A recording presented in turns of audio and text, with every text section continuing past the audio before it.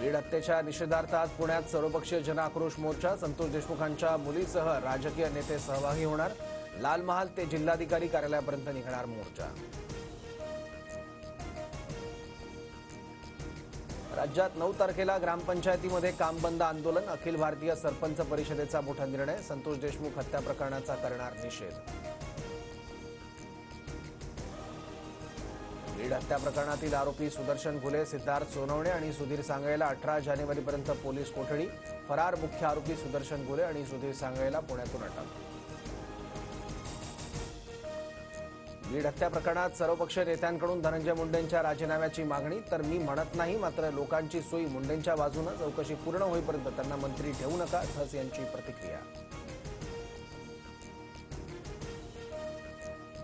संतोष देशमुखांच्या कुटुंबाला त्रास झाल्यास धनंजय मुंडेंना रस्त्यावर फिरू देणार नाही. देशमुख कुटुंबाला आलेल्या धमकीच्या पार्श्वभूमीवर जरांगेंचा मुंडेंना थेट इशारा.